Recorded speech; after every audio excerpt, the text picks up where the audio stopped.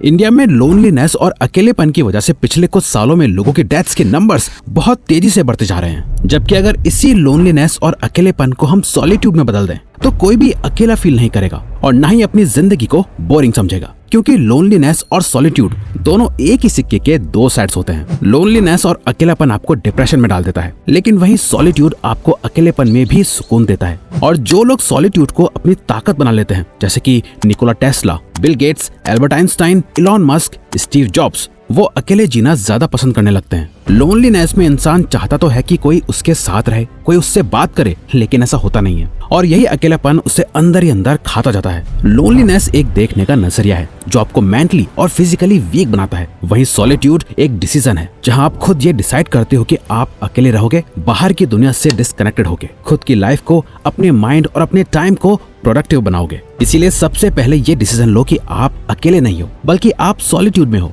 और आज ही इन 3 स्टेप्स को फॉलो करके आराम से अकेले रहना सीखो। Number 1, limit your inputs.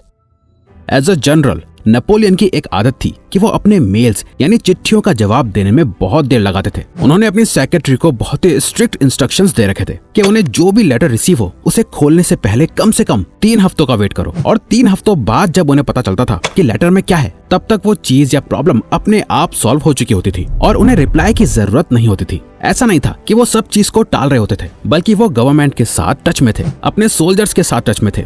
उन्हें हर चीज की खबर रहती थी, पर अपना सारा फोकस उस चीज में डालने के लिए जो सच में मैटर करता है, जहां उनके अटेंशन की सबसे ज्यादा जरूरत होती है। वो अपने ब्रेन में क्या इन्फॉर्मेशन डाल रहे हैं उसे लेकर वो बहुत ज्यादा सिलेक्टिव थे। उन्होंने अपने मैसेंजर्स को कह रखा था कि उन्हें कभी भी कोई गुड न्यूज ना बताई जाए, क्योंकि गुड न्यूज तो उन्हें बाद में भी पता चल सकती है, लेकिन अगर कोई बैड न्यूज है, कोई अर्जेंट और इम्पोर्टेंट काम है या कोई क्राइसिस है, तो वो खबर सबसे पहले उन्हें पता चलनी चाहिए। पर ये 18वीं सेंचुरी की बात थी। टाइम अब बहुत बदल चुका है। आज के टाइम पर हम में से कोई भी इंफॉर्मेशन को लेके सिलेक्टिव नहीं है। फोन की एक टिंग की आवाज आपकी सारी अटेंशन ले जाती है। किसी का भी कोई भी मैसेज आता है तो उसे ओपन करे बिना रहा ही नहीं जाता। अपने थॉट्स के साथ कुछ टाइम गुजारना हमें बहुत बोरिंग लगने लगता है और हम खुद को बोर होते हुए नहीं देख सकते। फोन, टीवी, ट्रैफिक, इंटरनेट, हम लोग चाहकर भी खुद को इन चीजों से बचा नहीं पाते। सॉलिट्यूड अचीव करने के लिए आपको सबसे पहले अपने माइंड को खाली करना होगा। आपको सबसे पहले अंदर से शांत होना होगा, जिसे करने के लिए आपको बस एक पेन और पेपर लेना है